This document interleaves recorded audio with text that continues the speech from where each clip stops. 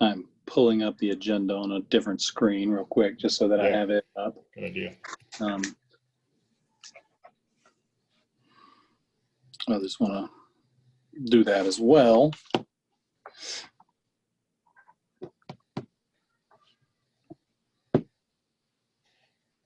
I just noticed it has the call to order from the board meeting. We do not have to do that if you don't want to. The moment of silence, Pledge of Allegiance stuff. I think that was inadvertent. I think Shane and I, share a joy for pomp and circumstance. We have that in common. There you go. So we can skip the call to order. That's okay.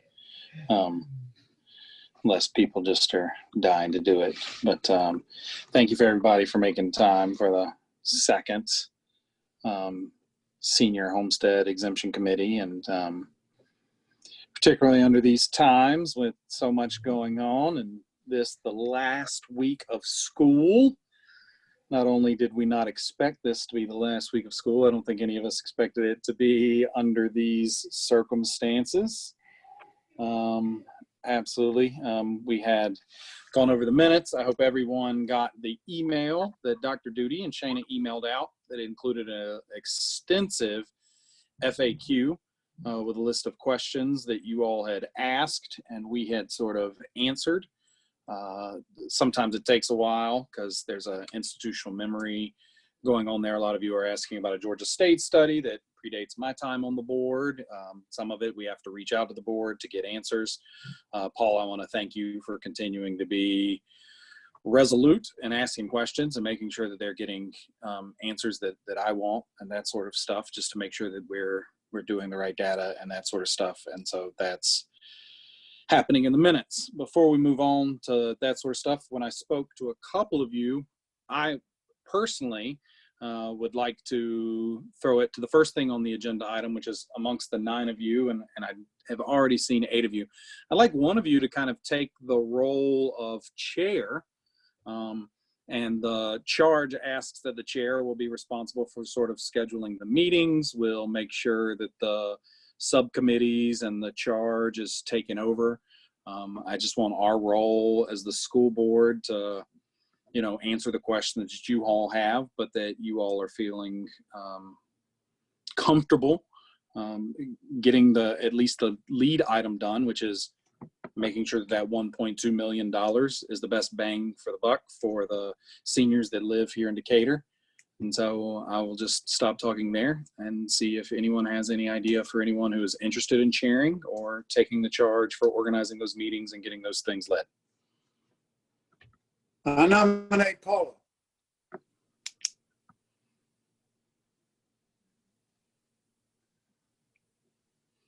Okay. What was Okay, that? did you hear that? Bill Floyd, I nominate Paula. Okay, Bill nominates Paula.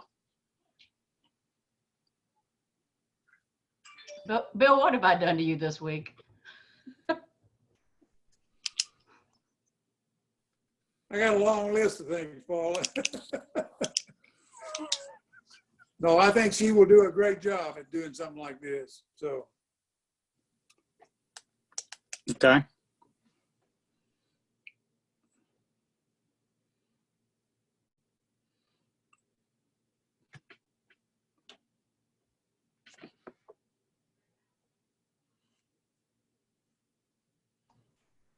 I think perhaps I was just voluntold. So unless somebody else wants to step up, I will take it on. Thanks, Bill.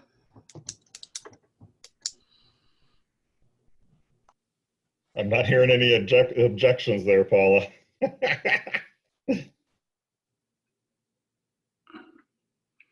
Well, Paula, in my experience, you are as tech savvy as just about anyone that I've interacted with. I learned a couple of things about Zoom meetings from you. So, and this time, that makes you eminently qualified in addition to everything else you bring to the table. And so you and I can schedule a call for tomorrow and that sort of stuff. So thank you for that. Bill, thank you for volunteering. I didn't hear any objections. So appreciate that.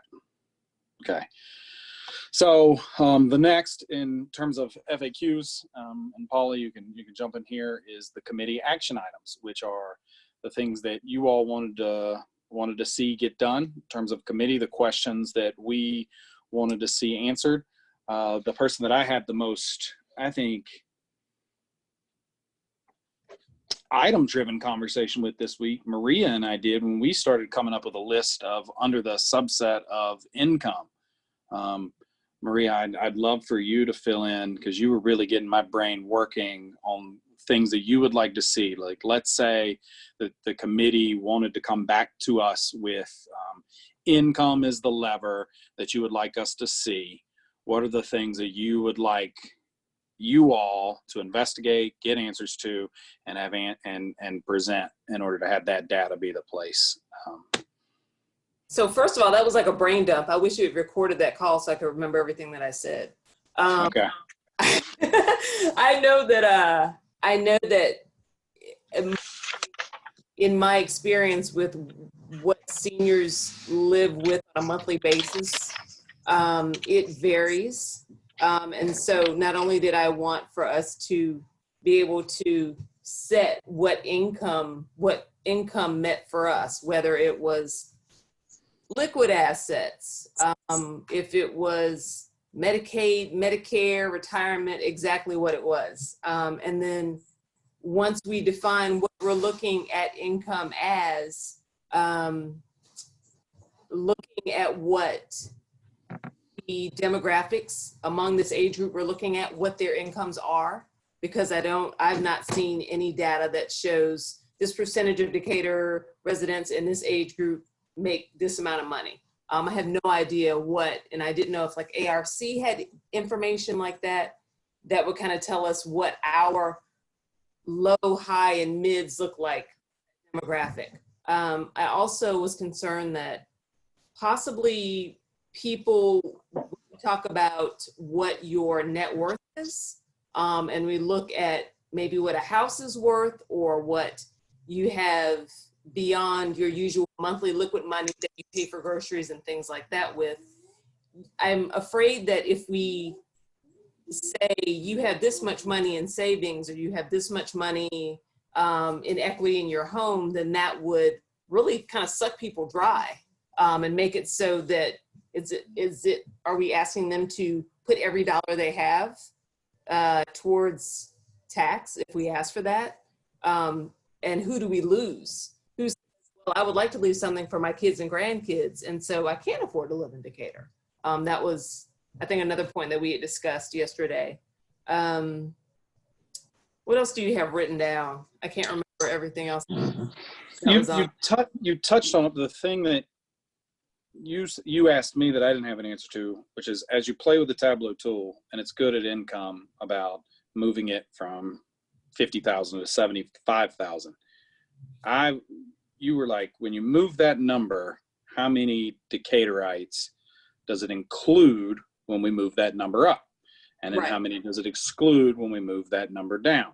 Right. So, and Bill asked a very similar question. I think he's a smart guy, but he asked me a numbers question, like how many people are impacted by that $1.2 million? Well, when we start talking about income, I saw what the outcome is on the school budget when we move from 50 to 75. Mm-hmm. Is that 300 seniors when we jump down? Is that 450 seniors? Getting an answer to that would be very cool. Yeah. And then also considering the fact that I'm sure a lot of these numbers correlate. So if you look at things like the value of the house or the value of the property, that would probably, the higher values are probably with people that more than likely do have higher incomes, that are not your 8-year-old, they've been in Decatur for eons, residents who live in a house that maybe needs some repairs. I think we're going to see obviously there's going to be some correlation between what the value is, but seeing all those people as needing a break. And I appreciated you putting it in terms of what is the best bang for $1.2 million we can get for seniors? What is the best thing we can work for them? Because of course I wanted to know, can we move it up from 1.2 million? And you spun it around for me. So I will now approaching it as what is the best bang for our $1.2 million? If I may make more money though. If I may make a comment, because as I was thinking about, homes, the value of a home included as a part of a person's ability to pay. When we talk about people being priced out of Decatur, I feel like we should recognize that home values have grown and the corresponding tax burden has grown disproportionately to the retirement income that someone might be seeing, right? Right. And so I would caution us about drawing a correlation between home value and the ability to pay. In fact, I think in some ways that's actually the problem we're trying to solve, is identifying whether someone actually does have the ability to pay, and how can we make that easier for folks who may not have as robust an ability to pay, because the tax burden has grown so quickly and their income has not. I should say their liquid assets have not. And sorry, go ahead. I'll jump in after you. Yeah, and so that I mean, there was an email that went around. I think Meg, you had sent it, regarding the concern about using the term net worth, and that's exactly, I think, that's the whole sentiment behind that email, is maybe network isn't really the term we should be describing, and in fact, it is what liquid assets, or however we want to define income, is it that a person has. Basically, what we're trying to index is on ability to pay, and those with the less ability to pay are who I think we're trying to solve for. I agree with what Han said. I'm looking at old homestead exemption legislation from 2002 right now, because that's when they were really starting to come online. And there are a lot better definitions of income in those than the more recent ones. The more recent ones just piggyback on what's already in existence. And so, like the language I sent the other day where it was saying, excluding certain retirement income. Well, that was from this year. But if you go back to the 2002 bill, it defines it. And so it tells you what that certain retirement income is. And I can send it to you. I'm looking to see if there are other examples than that one from 2002. But I will say, I know that the term net worth or whatever was used, but in all of these, from a policy standpoint, historically, in my experience with them, the rally cry has always been, we want to keep people from getting taxed out of their homes. So the idea that we would do something and that the legislature would agree to something that would include home value or look at what assets could someone liquidate, I think is really kind of the opposite of anything that the legislature would approve. So, or that anyone had in mind. So I don't really think that that's something that is, I understand that why the concern was raised, and I appreciate why the concern was raised, but I also don't think that the value of someone's existing home has ever been thought of as being part of their income for determining some kind of income cutoff for a homestead exemption, especially when you consider that a lot of these, they're talking like $30,000, $40,000. Most homes are worth more than that. So you wouldn't even get that many people if you were including home value, because this is, homeowner owned and occupied, homeowner occupied property. So if you're including the value of the home, I think that that's not part of the normal discussion. And so it's good to clear the air on it, but I also don't think it's something that would be considered seriously by the legislature if you even wanted to include it in something. So I just want to say, that's just not something that I've ever seen before, is, including the home value. So I think that the discussion about, looking at liquid assets is good. The one that I just saw, it was for the City of Commerce's school tax exemption from 2002. And it was talking about net income and defining it as Georgia taxable net income for state income tax purposes, but excluding retirement, survivor, disability benefits under the Federal Social Security Act or under any other public or private retirement, disability, or pension system. That's tricky. That's a lot of money that you're excluding, and I'm not sure how you quantify that and fit into those categories, or what information someone has to provide. Decatur probably has more experience. The city probably has more experience in being able to quantify it, or some of these other districts. But I mean, that's pretty much, in that case, you're looking, whatever your income might be, I guess, from capital gains or from whatever your job is, but it doesn't include any retirement money. I don't know if that would be enough, or if you did want to include your retirement money, or if you wanted to exclude Social Security, but include your retirement money from a public or private retirement system or something. There are a lot of different ways that you can play it, and it's kind of all across the board, but it does definitely typically focus on your liquid assets and not your home, or not your second home. I shared a couple of things. Gwyn, I really appreciated the definitions you sent of the different types of income, because talking to the city to get that answer, it was clear to me that sometimes they're put in a really tough position because the legislation does not define very well exactly what it means. And so they're put in a position of having to decide for themselves, what does it mean, income not including retirement income? What does that mean? How do they actually verify it? What counts as what? Things like that. So I do think the more specific we can be as a committee, even if the legislature doesn't run with it, it would be helpful for us to know this is what we mean if we end up defining income a certain way. I think would be very helpful.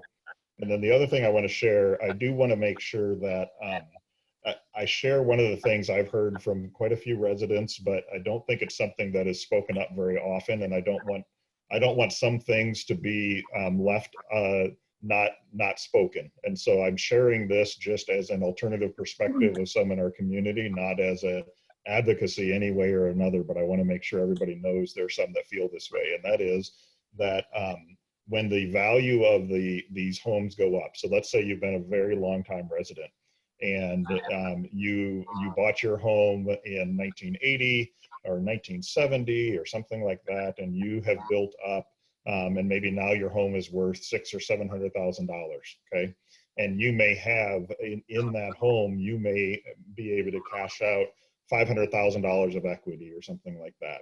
And one of the perspectives that I hear is that that's real money, right? Although it's not liquid, it is real money. And the concern being, if we set up something where we ignore the value in the home completely and only focus on income, we may have people in $1 million homes getting these exemptions that end up then turning around in 5 years after having paid no taxes, selling their house and making $1 million, right? And so it's just, I want to make sure we share that perspective, because I do think there are some in the community who look at it that way. And I want to make sure that wherever we come down, we're ready to address that piece of the puzzle of how we're looking at liquid assets versus non-liquid assets, for instance. Isn't that exactly what we're trying to solve for, though, Dr. Judy? I mean, that's exactly the predicament that we're in. It is the predicament, exactly. And it's part of why, so I did research on this in law school. So my research is really old at this point. I went back and looked at it, but I compared essentially property tax circuit breakers in 3 states. So and everything was defined around ability to pay. It's why I tried to interject it into the conversation over email. I think because that is what you're getting at. Just because someone has the asset, until you sell it, you don't have the money. And if you've been in the position of owning a home in Decatur for 40 or 50 years, you didn't pay $1 million for it. I'll tell you, when I question people about that who have this perspective, the answer I get is, That's why you have reverse mortgages. It's why you take out home equity loans. I'm not saying it's the answer by any means, but I want to tell you Sure. that's the answer that I get when I ask that exact question. I feel I totally appreciate that, and I appreciate it being brought in the conversation. I'm also happy to just say it in this format where we're being recorded and where I believe press are probably watching us, because I think this is the values conversation that we're being asked to have as leaders in this community and from the perspective of the school system, because it's so related to the income for the school system. But, you know, I think if what we're really talking about, and in our last conversation together, we talked about, you know, this desire to have people in our community be able to age in place and age in their homes if that's what they choose. You know, that's the other side of the argument to me is, sure, there are many tools in the private market, and then there is a role to be played from the government point of view, and that's the question we're being asked to answer. So I just want that to be on the record in this conversation. I do think it's appealing to me to this definition question. I think is the trickiest part, and it's the part that will, I think, need the most refining. I feel like we've made progress since our last conversation and like really putting a lot of thought behind it. So I'm appreciative of the conversation so far. I just wanted to be sure, I don't know, to respond to, I get that that's what people will say. I don't feel like that's what we're tasked to consider here. So I'm just going to double down on what Meg, you just said, 100%, right? You cannot eat with the value of your home unless you sell it, right? And so what we're going to ask people to sell their home so they can pay their taxes in Decatur, you just very quickly end up in a place that I don't think we want to be from a value standpoint. So I'm going to, forcefully second what Meg just said. We're talking about the ability to pay. And I'm not going to be, I am certainly not going to put forward or vote for anything that is going to put people in a position where they have to sell their home in order to afford the taxes. That is unconscionable from my perspective.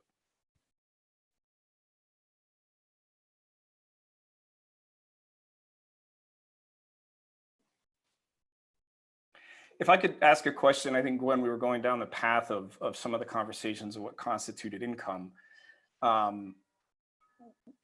I think we do have to consider retirement income. And we probably have to define what we mean by retirement income better than what we've seen so far, right? If somebody has an IRA that they've been contributing to, and they've rolled their 401ks over from a couple different jobs, and maybe they've, saved up a pretty significant amount of money. I mean, you could have a couple $1 million sitting in a retirement account that is paying you distributions on a monthly basis in the tens of thousands or more dollars. And if we're not including that, and we're only looking at other definitions of income, I think we're incorrectly indexing it against what constitutes ability to pay. Oh yeah, I wasn't suggesting that we should exclude retirement income. You had asked the question about, that was just one of the examples that I found, and you had asked the question about what that was. And so I was responding. I'm not suggesting that we exclude retirement income, because that I'm not sure that if you exclude the retirement income that you're narrowing your pool enough to get down to your 1.2 million. I don't know what the numbers are, but just to clarify, I didn't send that to propose it. I sent it to respond to your question. Understood, and apologize if I gave the impression that I thought you supported that. It's more that I think I want to be clear on the record that we should be absolutely considering that form of retirement income. I'm actually pretty good with excluding, disability based, veterans benefits or something like that. But if somebody's sitting on a couple $1 million of 401k that's paying out $12,000, $15,000 a month, well, that's income we should be considering. Does the Georgia State tool that they gave us, which for some reason I can't find now, but does it let us play with things like that? Where we so the Tableau tool is based on federal adjusted gross income. Okay. Yep.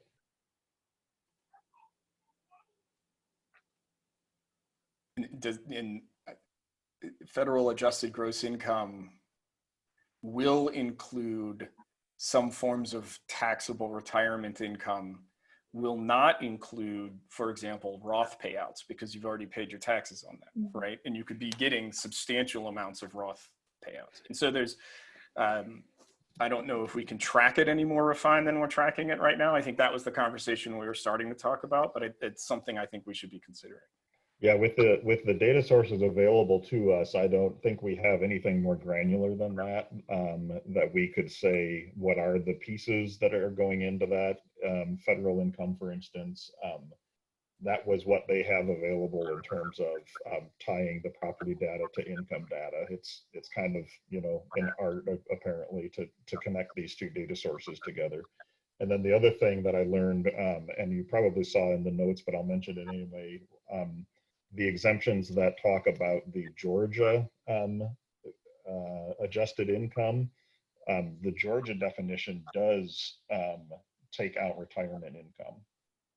And I'm not sure the exact pieces of that, but it's just to be clear, when you see an exemption that is based on Georgia income, apparently, even when it doesn't say excluding retirement income, it really is excluding retirement income because of the way Georgia income taxes are done. So just to make sure everybody understands that too.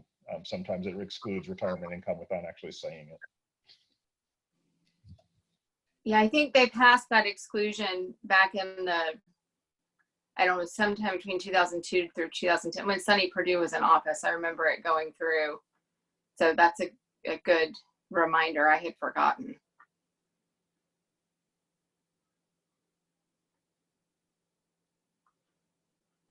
So that raises a little bit of another question, but let's say we do arrive at a definition of income that we really like. Are we actually going to be able to implement it in a way that we're comfortable is linked to some form of data?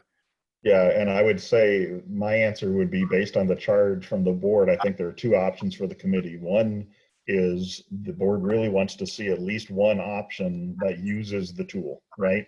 And so if that option includes an income limitation, it's going to have to be based off of federal adjusted gross income. But the other part of the charge does allow the committee to also present other options. And I think that's where it can come in with the committee saying, we don't want to use federal adjusted gross income. We think this is a better measure, but we don't have the data available to do it. But we think it makes more sense. And so hopefully we can figure out how to do a better estimate that way. So I think that's part of why there was that secondary piece to the charge of the committee in case something like that came up.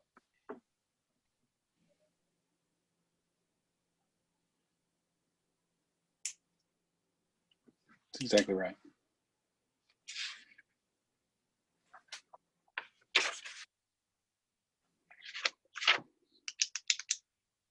So just to clarify, Georgia, Social Security is not taxed. Roth IRA distributions, not taxed. And so, but those are not counted in the tool that we're talking about, because the tool that we have for Decatur, it's talking about federal. Agreed? It is talking about federal, that's correct. All right. Phil, you had said something not to too far sidebar when we spoke about how the city already has a bunch of income definitions that it uses for some of its exemptions. Was that right? Yes, in fact, I was struck by, was it Bill or Phil? Sorry. Phil, it's you. Mr. Cuffey. Yes, thank you. Thank you.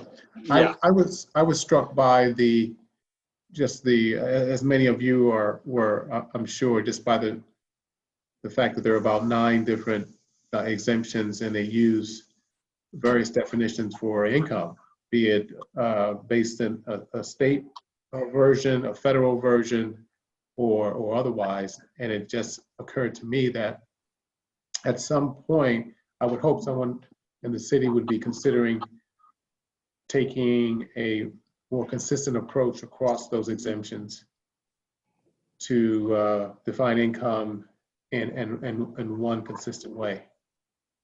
I know that's out of scope for this committee, but I think it would behoove the city to make that a priority at some point. The other thing, while we're on the topic of kind of parameters and whatnot, I can't remember if this went in the FAQ or not, but I did learn that veterans exemption, I went back to the law that comes from, and it all ties back to some federal code. And it actually is an indexed exemption. And basically, from what I can tell, not being an attorney who knows all the little places to look, it appeared to me that the Secretary of, I'm trying to remember which secretary, one of the cabinet secretaries for the federal government has the obligation of identifying the index to be used in terms of setting that exemption. And so there is something out there that does an index type exemption, like we had talked about as a possibility at one point. So I could not figure it out. It's going to take someone a lot smarter than me in all of this to figure out what exactly that is. I searched for an hour trying to find where are these actual values, and wouldn't they have to publish a report or something to show this is what it is this year? And I came up completely short and couldn't find any of it. But that may be out there, and it may be something that could at least help us. I don't know if it's really directly related to what we'd want to achieve or not, but just be aware that's out there as well. So it kind of piggybacking some of the earlier conversation about the difference between federal and state, the State Department of Revenue's website says that retirement income includes income from pensions and annuities, interest income, dividend income, net income from rental property, capital gains income, income from royalties, and up to $4,000 of earned income. And apparently there's a maximum amount that gets excluded. So anything above whatever that maximum amount is can be taxed, but it's fairly high. But I feel like you looking at the state net income or state adjusted income is going to be kind of amorphous. And then different things can get excluded from time to time with the legislature. So I don't know that that's using the state income is necessarily going to be the best thing to hang your hat on. It seems like federal might be a better gauge actually than state because of the various exclusions. Hey Gwyn, would you be willing to share that URL in the chat so I can add it to our notes? Because that may provide us some ideas for how we define things in the future. Yes, let me Great. do that. Go ahead. Sorry. Excuse me, Hans. I have a question, and first off, I'm really glad that we have y'all thinking about this stuff. It sounds like you're the right folks to figure this out. But this is a question that I just don't know the answer to, but I'm concerned about your comment, Hans, about implementation. And the way you put it was that it needs to be connected to data, which it does. But also, I'm just wondering how it's actually implemented when someone comes in to claim the exemption, that if we have some Baroque definition of income, if we're using like the federal AGI, you can bring in a tax form and the clerk can verify it on the spot, and that's simple. Yeah. Anything beyond that, I don't know if the procedures actually exist to verify what people. Louis, I can answer some of that. I apologize. My screen froze for a while, so I missed part of what you said. But I talked to the person who's actually tasked with that at the city. Of when somebody comes in and says, "Hey, I think I qualify for this exemption," and it really is what was the word somebody used? Very amorphous. And it really is something that whenever a new exemption comes on, they just have to come up with their own standards of how are they going to define as best they can what that looks like. And so they've come up with internal rules of, okay, so if it says excludes retirement income, here are the forms we need to see from this person and the values we're going to take off those forms. And they decide themselves what that's going to look like, which is one of the reasons I think it's important that this committee really defines carefully. And I think the folks at the city who have to do this work would really appreciate clear definitions, because they don't, I would imagine, don't like being put in the position of having to interpret what was intended by the policy. when it's written in such a broad manner. So it does sound very complicated. And to Phil's point, every definition is different. And so it's quite possible, even if all the dollar amounts were the same, you would qualify for some exemptions and not others. Even though they look like they're all set the same. It's a real mess, frankly. And part of it is because all of them have been done at different times. And some of them are permanent. And so there's no need to revisit it. And I think there may be some fear, to your point, Phil, of cleaning it up. I think there may be some fear if you go back and revisit it, you may end up opening up a can of worms that will question whether or not that exemption should even exist at all, when all you're trying to do is clean up the definition of income. So. Well, I think if we're talking about the federal income, which is certainly probably the easiest to measure, it also sounded, from at least the definitions we've talked about here, far and away the most comprehensive. And so, you know, if we're catching, 401k, capital gains, and distributions of that nature, I think that's a reasonably good proxy for the difference between somebody who is house rich and cash poor. Maybe been here for a long time and living on a fixed income from Social Security versus somebody that's here recently and, you know, based on retirement distributions, quite capable of paying any of the taxes. And so to me, that sounds like a pretty good place to at least certainly start. I had a question about the tool itself. One of the things that I was interested in trying that it didn't look like it was capable of being done in the tool is indexing it a little bit based on, right? So if we say income is going to be what we measure, perhaps we use, 60 to 65 to 70, it's one income, 70 to 80, it's another income, above 80, it's yet another income. And there was Gwen, I think it was on the list that you shared, there was actually an exemption that had historically, or there was a precedent for something like that historically in the exemptions. I know the tool doesn't allow us to do it, but so if we're going to talk about having to make it work with the tool, can we press a little bit on getting some more flexibility built into the tool itself so we can start doing some of those nuanced adjustments?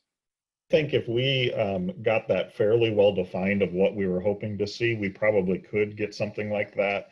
What I did learn is that the tool, there's two different ways to set up the tools, right? One is it's doing all the calculations live from the raw data.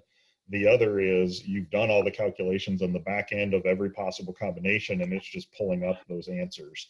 And the latter is how the tool is set up. And so it is not actually connected to the raw data. And so if we wanted to do something and say, how about an income level at this level for age 65, an income level at this level for 70, et cetera, their data would have that as long as we were using the federal adjusted gross income. But it would be a custom query, basically, that they would have to run for us. And so they probably would do that. There may be some cost involved. We would have to check and see. But I think they'd have the ability to do it. It just wouldn't be in the tool itself. Okay, thanks.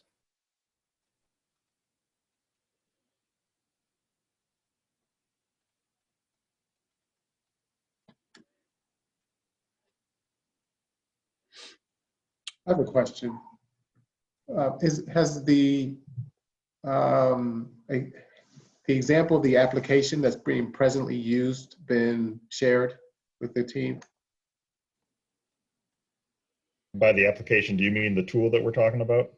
Well, if someone was to come in and say, I feel like I'm qualified for this exemption, in addition to providing income verification, is there an application that they would complete that would ask for various data that would contribute to answering the question of whether they were eligible or not? Let me look into that. I will find out. Because I'm asking that question with the thought that once we come to a decision on what are the key questions to ask, it would ultimately be reflected in some kind of application. Just so you know, Phil, I have not The general homestead exemption, I know you can just do online, and you just fill out a form and submit it and it goes in. The senior homestead exemption, I have not talked through the details. I will look through the website, see if I can find something, but I'll call them if I can't find it there. Thank you.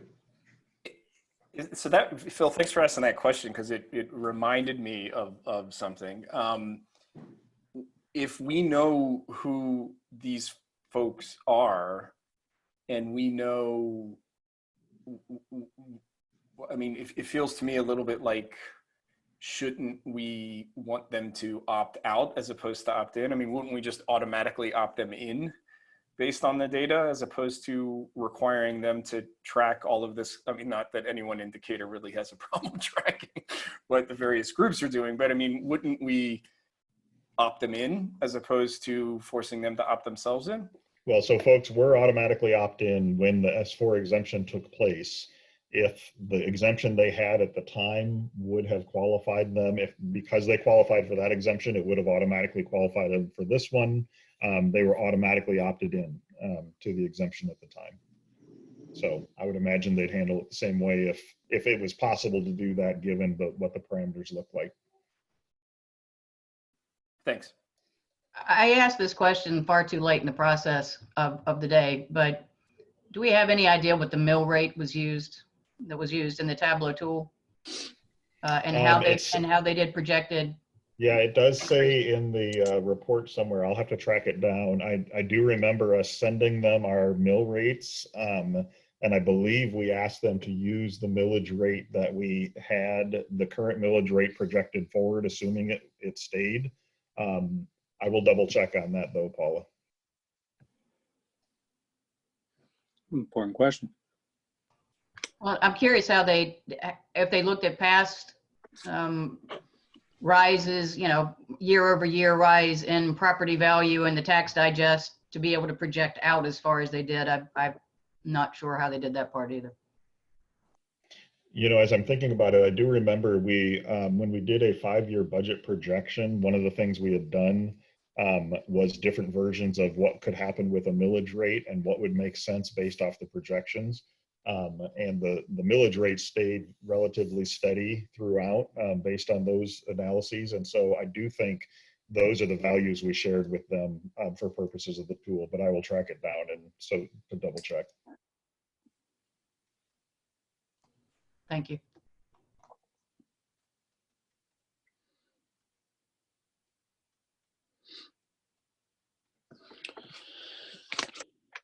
Are we, or is CSD anticipating any negative impact on the digest next year as a result of the current pandemic and economic issues?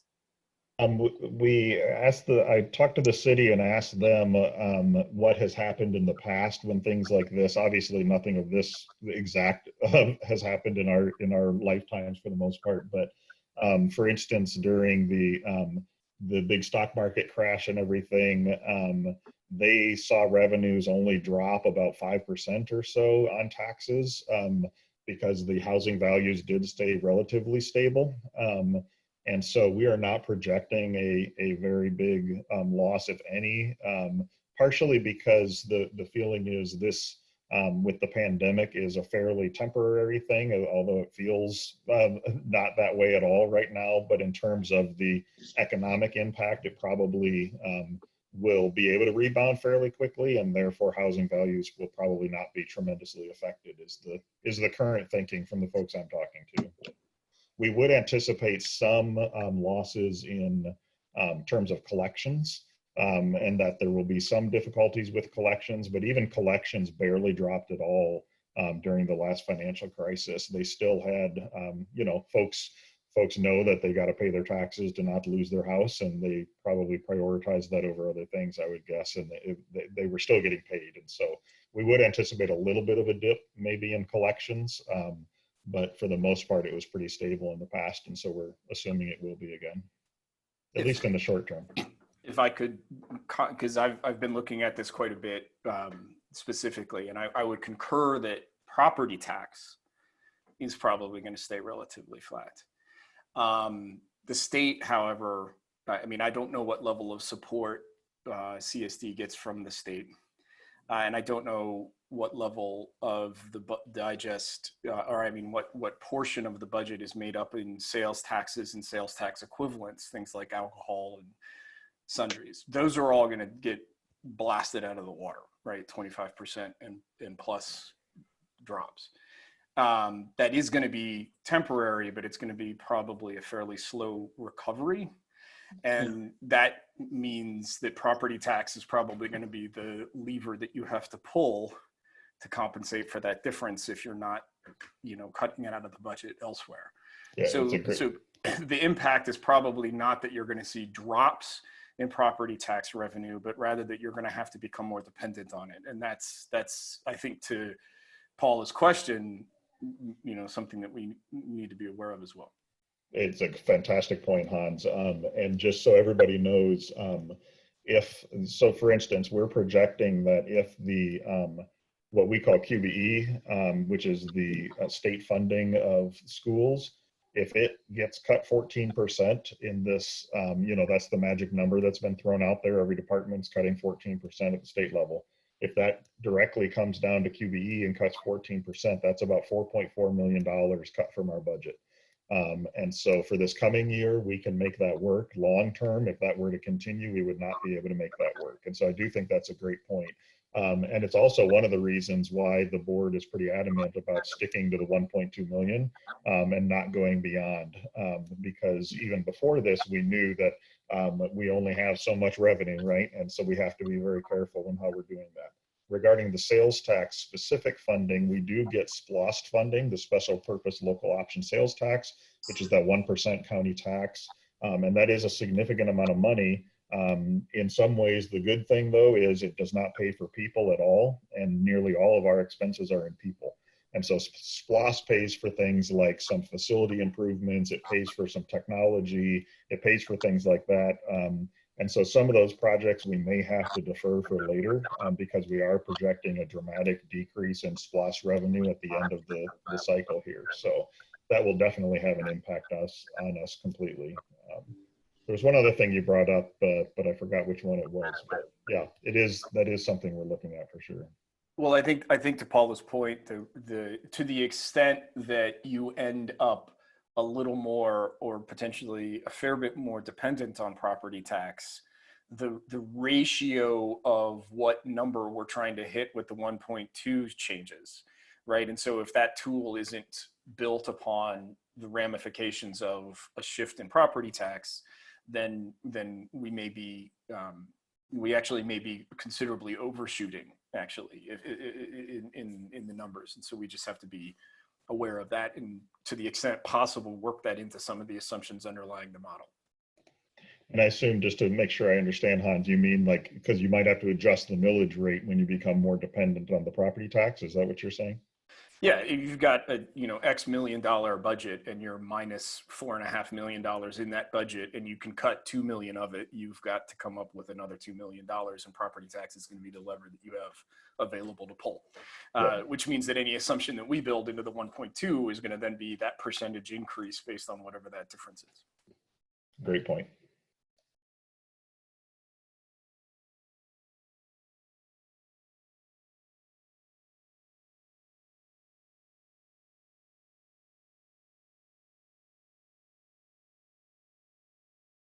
Oh, I know the other thing that you mentioned was alcohol tax. So alcohol tax, we get about $300,000 a year in alcohol tax. And it's not something we depend on too heavily, but it's a significant chunk of money, but it's not in terms of, entire percentage points of the budget or something like that. But it will impact us when that drops. Well, if anything's going to have a V-shaped recovery, it'll probably be that. So exactly.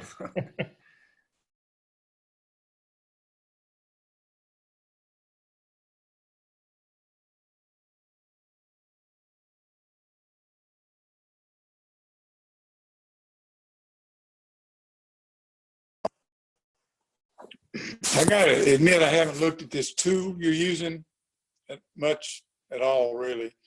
But somebody made a comment about federal adjusted gross income used in that tool. Where do they get that from? There's a data source. I think Where it's does called, that?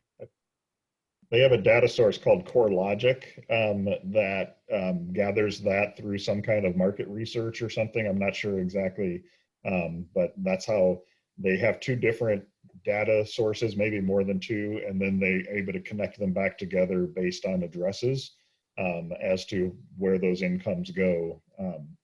So there is more detail in the report about that tool, but about the data sets, but that's what I remember off the top of my head. I just wanted to say hello. Thanks. I missed the first meeting, and obviously I missed a lot from this conversation. I don't know how to get to those frequently asked questions, Dr. Duty.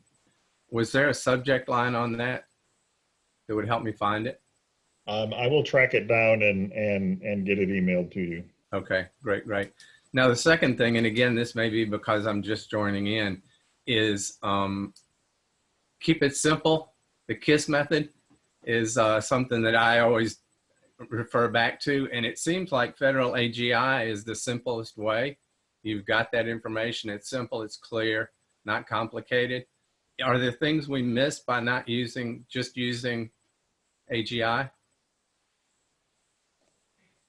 I think it comes down to how you want to treat certain types of income. And I'm certainly not the tax expert, but I do think there are things like we were talking about earlier about like Roth IRA income or income from other types of investments. Some of them count, some of them don't towards federal adjusted gross income. And so making sure we understand what that includes, I think, is part of one of the variables.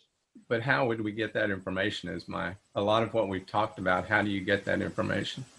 I think we just need someone who understands those federal tax returns and what counts and what doesn't to let us know.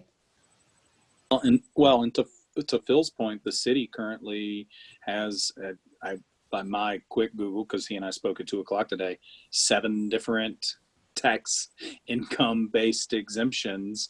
So that would be a great place where I would start to see what sort of data they have on the people who apply for and qualify for that stuff if we did want to look into, or if the committee did want to look into that. Yeah, I mean, I think I thoroughly agree with trying to keep it as simple as we possibly can. I think that if there are simple definitions of income, that we are going to want to index towards the ones that are as comprehensive as possible on what constitutes income, so that we're not excluding a source of real wealth that the folks that we're trying to protect wouldn't necessarily have access to, and accidentally helping folks that don't need it at the expense of being able to help more folks that do. Yeah, I would agree with that, as long as it's clear cut. This is something that we can get clear cut data on.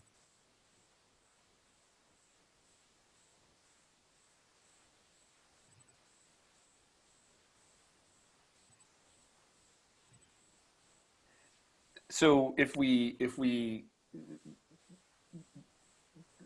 would tend to agree AGI sounds like the simplest. It also seemed relatively comprehensive with the, exception of Roth, or, which that also probably isn't, just because there's a cap as to what you can contribute to that. That's probably not the highest source of any individual's wealth. The other question around getting a little bit more nuance built into the tool, Dr. Duty, you had mentioned that we do have access to the raw data. I would love to be able to get that database. And we do not have access to the raw data, and it's kind of the pride and joy of the Center for State and Local Finance and their pet project for the last decade, it sounds like, and something they feel that they have that nobody else has because of that work. And so we definitely will not be getting the raw data. I can tell you that for certain. I don't even have to ask. But they are willing to do various analyses for us. Some of them they'll do just as part of the report. I think if it gets too extensive, they will want us to do some kind of contract with them. But that's not out of the question to do that if it would help us in making our decisions. And another point about using AGI, federal AGI, is people's incomes this next year or this year are not going to be what a lot of people are not going to be what they were last year.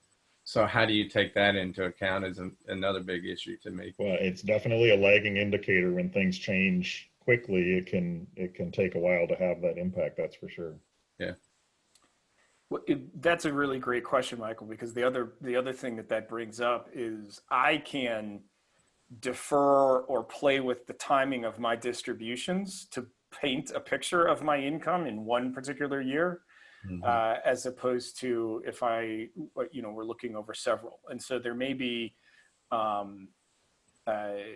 some value in more than a year or the last 2 years, or taking a look at it, in some way like that. Right. No, but I'm talking about people where both people in the family have lost their jobs and they don't know where they're going to get another one. And they had a substantial income, upper middle income, but this next year or two, they're not going to be in that category of income. The benefit here, though, we are principally talking about individuals that are retired, though, as we're talking about this particular exemption. But that, I think, is a good point, right? Because just because you're retired doesn't mean you're not able to go on and earn additional income. I think that is something, 2020 is probably not the year that we should index off of in terms of trying to figure out where everyone is. Yeah, you just mentioned we're looking at people 65 and older, and that had gone totally out of my mind. Well, and also this wouldn't take effect until 2022, isn't that right? Because the other one runs through 2021. Yes. Okay. What about we've discussed income, and have another list of people researching stuff. We do have other levers. Does anyone have any thoughts about things we'd like to explore in terms of age or home value? Just the basic concept of are we able to get a look at what 65 to 70 at one income, 70 to 75 at a different income, right? Because that, the goal is to get this to go and to stretch as far as possible. And so if there's a way to, I don't know that I would say I want to index it off of age and not income, but if we're basing it off income, if we start doing some gradients of age, I would be interested in seeing that data. Another thing that I mentioned this last time that I would like to see in the tool is the ability to look at, because I think one of the concerns is kind of the surprises when your property is reassessed and your property taxes go up an unexpected amount accordingly.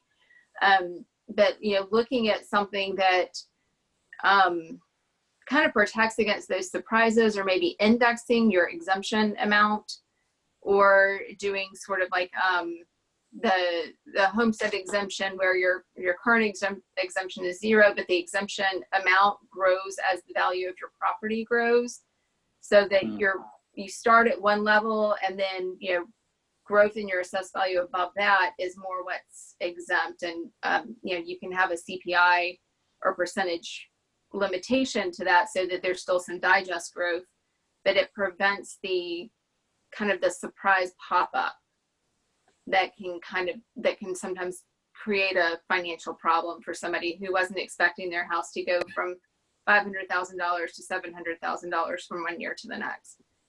I'd just be interested in seeing that in the tool, in addition to the exemption amount options that are there now.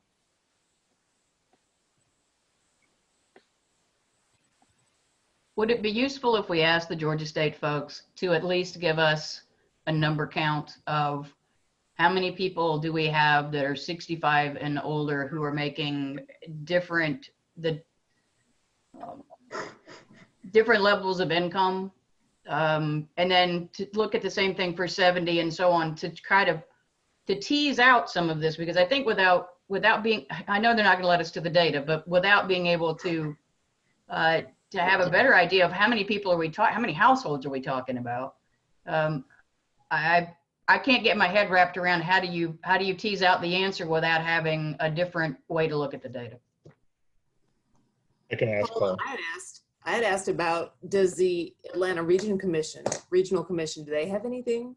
I mean, they're full of data. I don't know if they have that data, but. I don't know the answer to that one. That should be fairly easy to determine, but. Yeah, I can reach out to ARC as well and ask if they have any data like that. Speaking of data, I think we should account for circumstances. I'll just call it, for lack of a better term, like an X factor.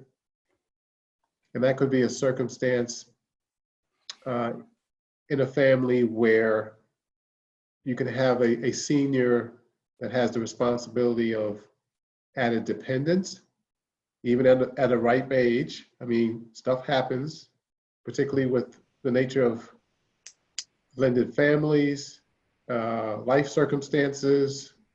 I'm speaking particularly of people who may not have, they may be taking care of their grandkids. So that number can range from 1 to 3 to more, and that could impact the AGI number. So we've got to build a tool that has some kind of flexibility to account for X factor circumstances that would impact the ability to pay. Yeah. Two people with the same income and they're over 65, and one family has no kids living with them and another family has 3 grandchildren living with them. Makes a big difference. Is that what you're saying, Phil? Precisely, Michael. Yes. And so that we need to be able to account for that. I would point out though that the one with the 3 kids there's a significant expense associated with those kids on the school district side for educating them, just so we're, I get from the ability to pay standpoint, but the flip side of it is the ability to pay may not be there, but it is becoming a cost on the rest of the taxpayers to then educate those kids. Does that make sense? So it's a little different situation in that case then. We could use examples like a health event that suddenly absorbs a significant, I mean, so maybe we don't necessarily use the example of dependence in that case, but I mean, absolutely there are going to be things that come up. I mean, I guess I would ask,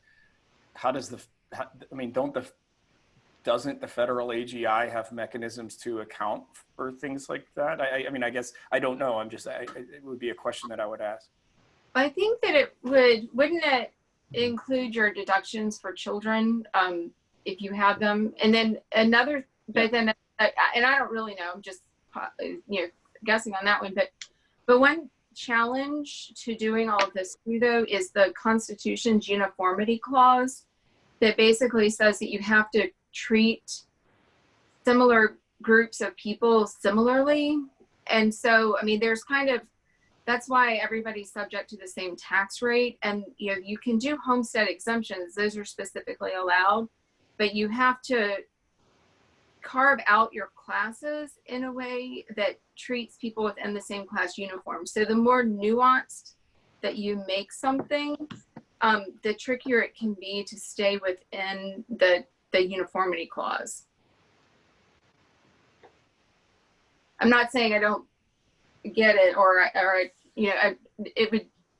there are just challenges in picking out subsets of people based on specific conditions.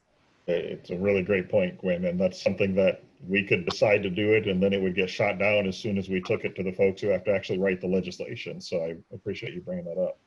Or that people are not happy can go to a lawyer more easily.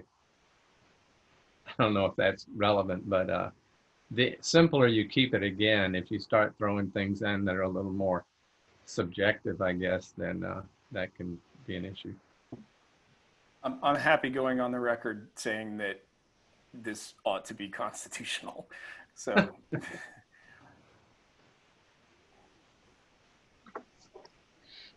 Yeah.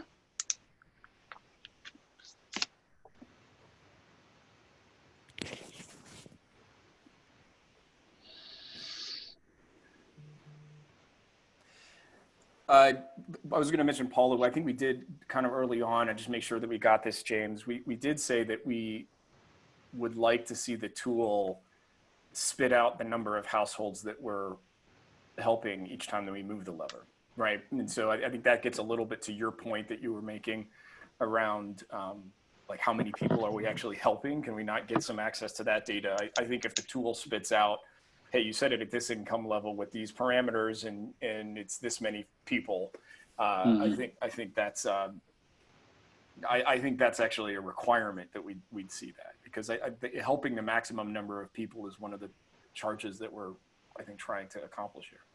Yeah, I can't imagine that would be too difficult for them to put that into there. I can't picture a data set where that would be difficult. So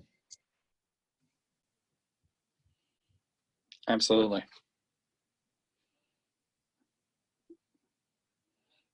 For houses and income in particular, right?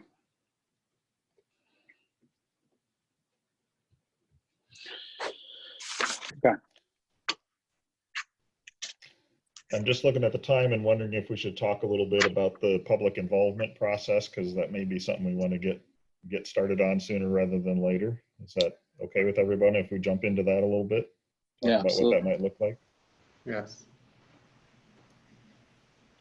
So I'll kick off part of it.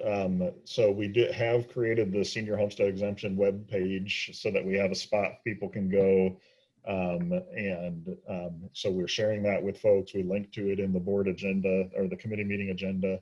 And it's just as a repository as we come up with, we do some research or we find some documents or we have a report done, that's where we can put it. So it's a one-stop shop for everything about Senior Homestead Exemption.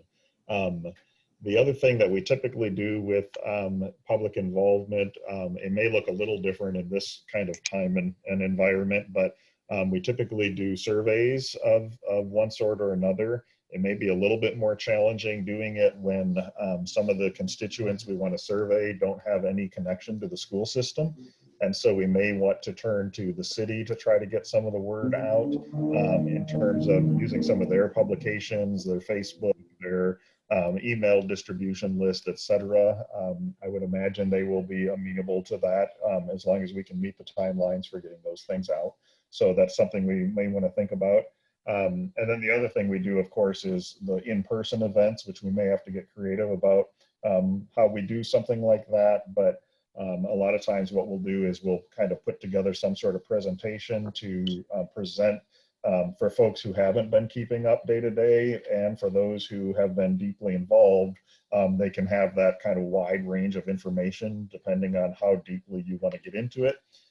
So you can go through, learn about the issues, learn about the options, and then provide your feedback on what those things look like. So that's how we typically kind of attack this public engagement side of things. Obviously, we want to have this wrapped up. I think it's September in the fall is when the board wants our recommendation. And so we've got that window between now and September to wrap up that process and come up with what we want to recommend. So just thought it might be helpful to know kind of how we attack some of these things, typically with other things where we need to get community engagement. Can we include a forum for the public through Zoom? We could most definitely do a forum through Zoom, and there's actually a version of Zoom that I didn't realize existed till I participated in an online graduation ceremony this weekend. And you can set up basically a panel discussion. And so you could actually have folks submitting questions, but they don't actually have to be on camera or anything. And then we all could be there to answer questions, to get some input, et cetera. So there are some options we could do it to do it virtually for sure. Yeah, I recommend we do something like that. All right. I would add that given the population that we're attempting to help and to solicit input from, we probably want to have more than just Zoom as an option, right? For a public forum, we probably would want to also have, folks can call in or, whatever it may be. Agreed. That's actually one of the nicer things about using Zoom is that you can just use it with a telephone. So it's possibly, the only people who won't be able to participate are somebody who doesn't have a phone. It's a pretty low bar.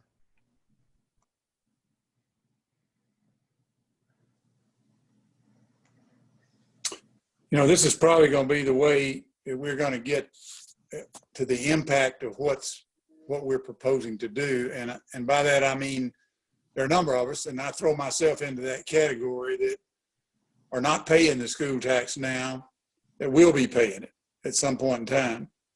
It looks to me like regardless, but there's also a number of people that are not 65 yet, that are about to become 65, that are going to fall into that category too.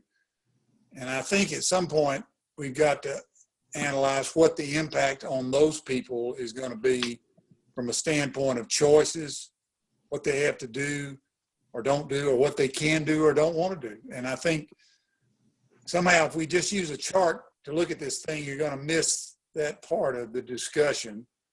And it might impact a 65-year-old who's probably still working different than it does a 75-year-old who may be still have some income or something.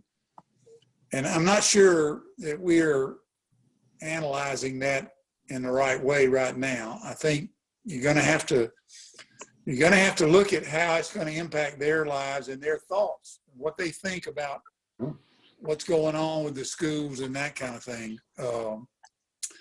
Those people who have been that, who've had their kids through the school and who've not been paying school tax for 3 or 4 years, and all of a sudden they're faced with paying it, are going to look at life a little different than they were before. And I think that's going to have an impact on the way this comes out.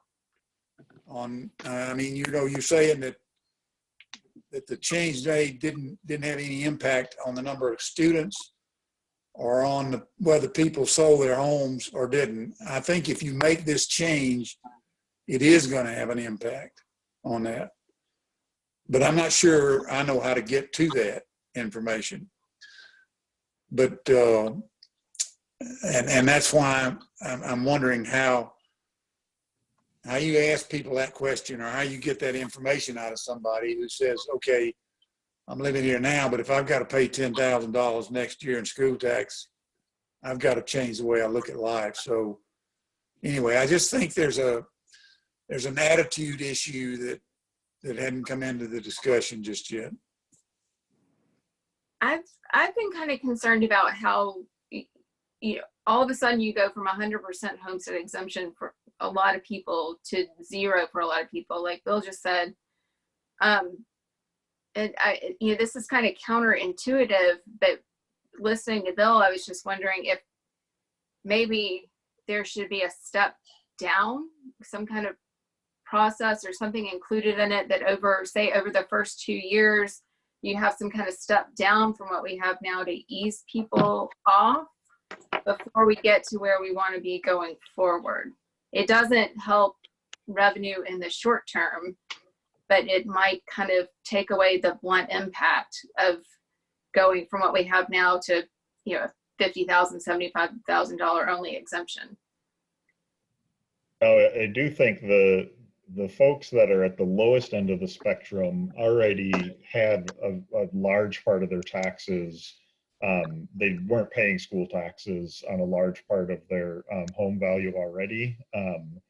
So I do think we'd want to look at that a little bit. It was definitely the folks on the upper end of property values that it was a sudden windfall that they had property tax savings.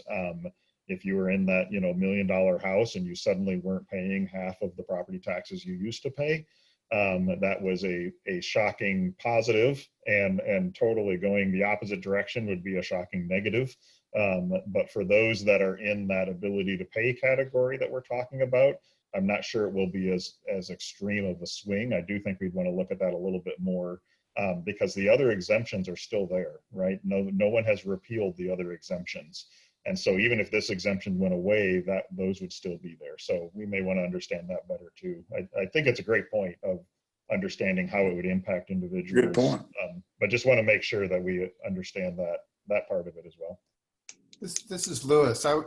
Bill, I was glad that you raised that too, because a number of people have talked to me about that. And one idea that had been suggested to me, which I want to voice, not because I think it's necessarily possible, but because someone suggested it and it seemed worth considering, is if it's possible to give everybody something, and then, so maybe there's, every senior based on age can get something, but the value of what they get is capped. And so in order, I guess if you have a total exemption only up to a certain amount of value, and then to go to have the richer exemption, you have to qualify based on income limits. I wanted to throw that out there. It seems to me that we don't have enough to spread around for that to be meaningful, but I thought I'd just suggest it as an option.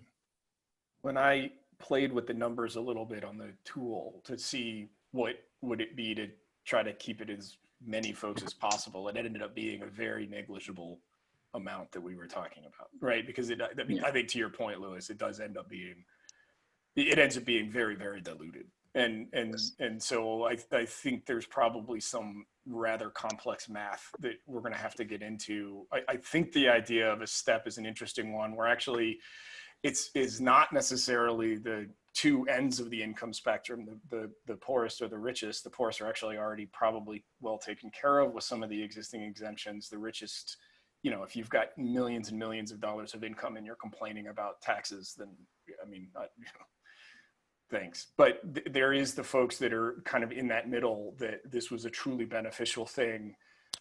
And it's going to be kind of painful to take it away, even though technically they're going to fall in an income level that might be, if we're, let's just say an income level of $75,000 ends up being our cutoff. Not saying that should be it, but if it were, that $10,000 to $15,000 to a person that makes $75,000 is a substantial amount of money. And so, yeah, I do think that there's probably some work to do to soften the edges of where this is going to hit. On the more social Well, and side. I do. Go ahead, Bill.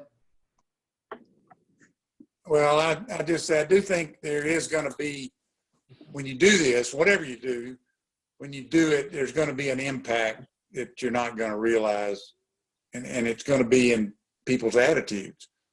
And I'm not sure how you calculate that in, but I'm thinking that there's somebody that's 62 years old that is thinking, okay, when I get to be 65, I'm going to get a break. Well, and then all of a sudden it's gone from them. I think that's going to change the way people look at things and perceive things. But I don't know. I'm not smart enough to know how to do that. But I do think there's going to be an impact of what you do. It's not going to be realized. Sorry. Paula, I think if we think back to the original I'm not going to call it horse trading, but it felt kind of like that every once in a while. When the school needed to pass the bond referendum, and seniors were given assurance through various channels that don't worry, we're going to figure out a way that this doesn't basically make you have to leave. All right. So I think maybe that's a piece of sort of layers, another layer on top of what Bill's saying at this point. And I know that, I don't know how many of you were in any capacity. Lewis, you probably were on the school board, weren't you? I think you were anyway. Yes. We've had a lot of change in personnel since then. I just wanted to bring that up, that was very much basically a quiet promise of yes, this is a lot of money, but we got to do it because our schools are growing and we need the money. So you got to vote for this. And it was, passed by overwhelming margin, because I think people felt people in this city trust each other, and so I think they've like, okay, you say you're going to take care of us, then we'll vote for it and we'll move on. There was definitely an element of that, and we have talked about it. So not everybody lived it, but everyone. Yeah, we had discussion about that, and I was thinking maybe that would be a good thing to add to the FAQ. So maybe David, you could add something on there, because I remember when we talked about this last fall, we looked at an example of what we thought would be a typical assessed value of the kind of home for the kind of person that we think might have been benefiting from the senior tax exemption or whom we'd want to give some help to age in place.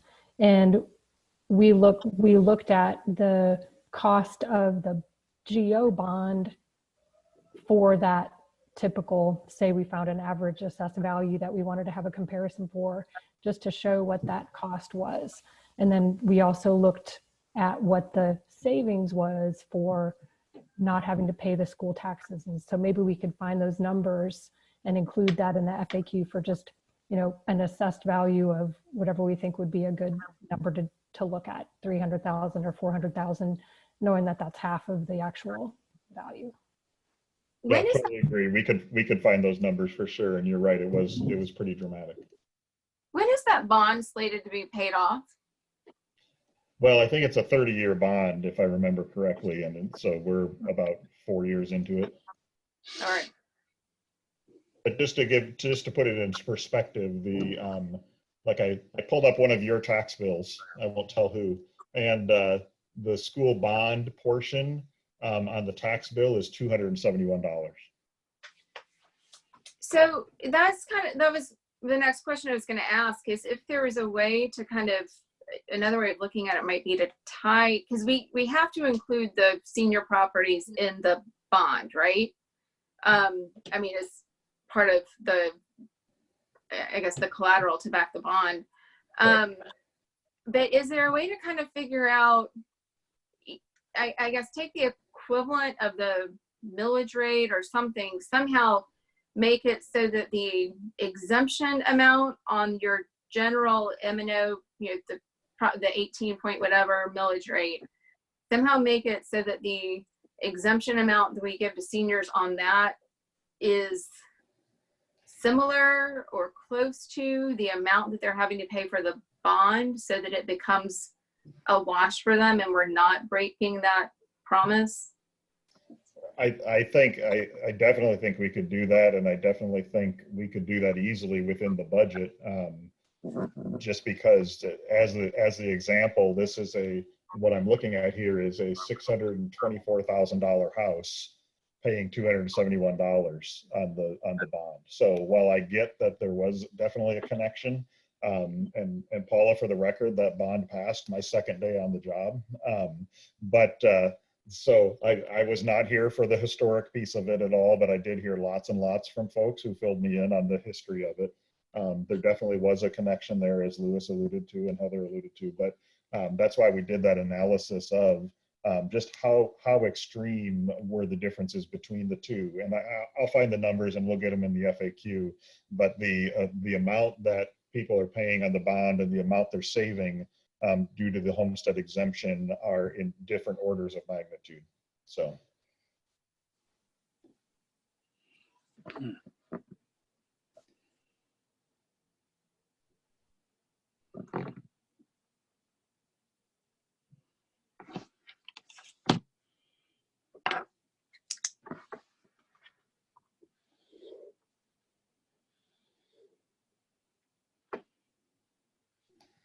Any other thoughts on public involvement side of things, like things we want to be able to ask folks for input, or is that just too early in the process and maybe that's something we'd save for a future meeting?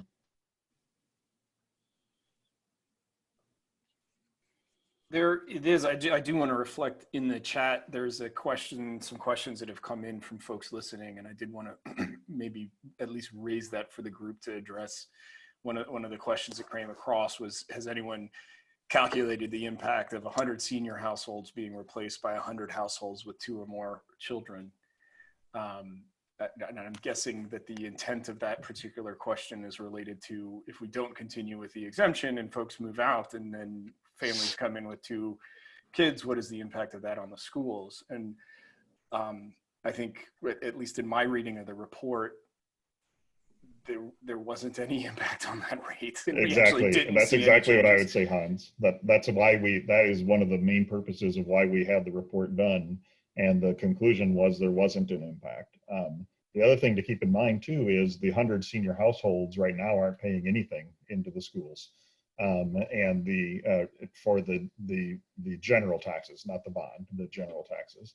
And if they were placed with children and they didn't qualify for the exemption, they would be paying something. But we all know too, if you remember the data originally, and we can make sure we pull that up, even a significantly valued house with one child isn't paying the equivalent taxes of that child. And that's part of the concept of the public education is funded by the populace, whether they have children or not. And that's part of the foundation of the democracy, is that our taxes are funding things that are not directly necessarily a piece of what we are receiving as a service. It's not a bill for service tax situation. And so even a family with one kid is probably not paying enough taxes to cover the local obligation of that one child. It takes the whole community to do that, which is part of what makes it more complicated, this whole question of making sure that when we provide relief to someone, that's coming from someone else. So that's why this is such an important concept. And while I greatly appreciate the finding of the study that this had no effect on whether seniors sold or not, I think the secondary and tertiary consequences can't be measured yet anyway, of if, as Bill pointed out, if somebody's tax bill suddenly goes up, I don't know, pick a number, $5,000, $10,000, whatever. I don't know that, other than asking people via survey, I don't know that we're gonna figure out what that is gonna look like if that now becomes too much of a burden and people go, no. And I've had that conversation with a number of people when I was doing the Affordable Housing Task Force and trying to look at some of the stuff. So just bringing that up.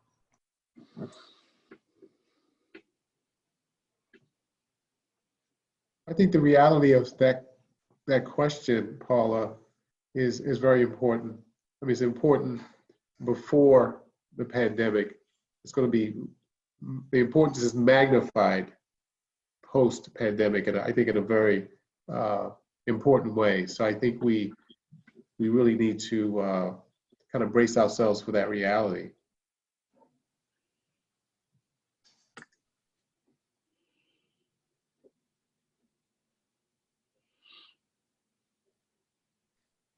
Absolutely.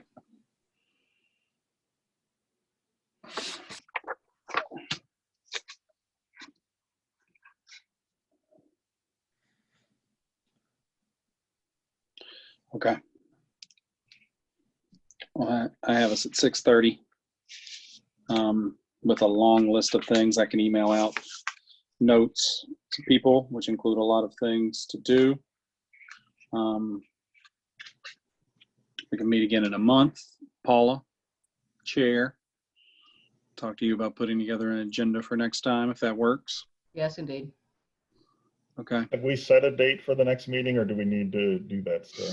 We need to do that still. We are now officially, well, 2 days away from summer.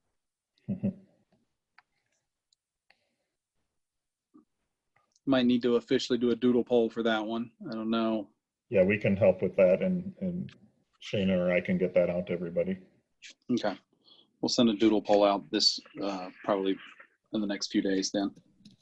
I think it'll also be helpful for us to figure out all these data questions that we're asking. Until we have at least a good portion of that settled and answered, then while I love seeing all your faces, it's hard to move forward until we have that. So that may play into the next meeting time also. Yeah, I think it's a great point, Paula, and you know, our contract is technically over with those folks, but they have been very great about responding and still working on things for us, which I really appreciate. But we also aren't in a position to put unreasonable demands on them to get answers. We are a little bit working with their goodwill at this point, and so I will get a feel for when we might be able to get some of those answers, and we'll put potential dates out there accordingly, because I totally agree that we need some answers to some of these things, or we'll just spin our wheels again. David, this is Lewis. I forget that I don't have to say that because Zoom shows in my face. Do we think that we have a good list of what we actually need to ask GSU for? I think so. I've been taking notes throughout the meeting. I think I captured most of the questions we want to try to answer. And sounds like James was taking some notes too. We can compare and make sure we get it all. And so we'll circulate that to the committee so the committee can make sure that, you know, because it's going to be kind of a one-time only shot at this, I think, given the Yeah. time. Yep. If I can volunteer to help if you need somebody that's very data fluent to have conversations with data fluent people. I mean, obviously we want to tighten up on the queries, but I agree that one shot means we should put our best foot forward with it. Awesome. Sounds good.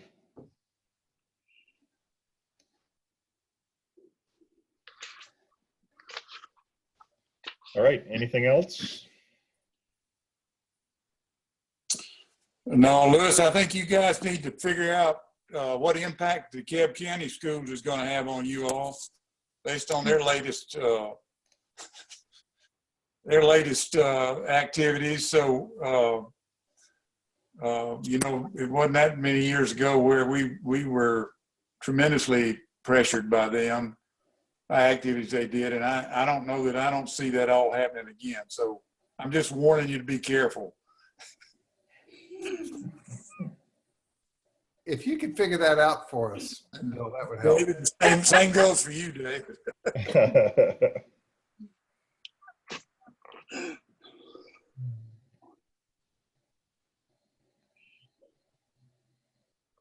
Okay.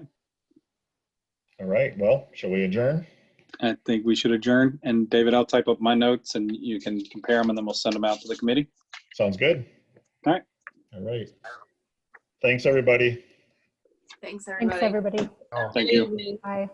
Bye-bye, everyone. Have a good night. Thank you.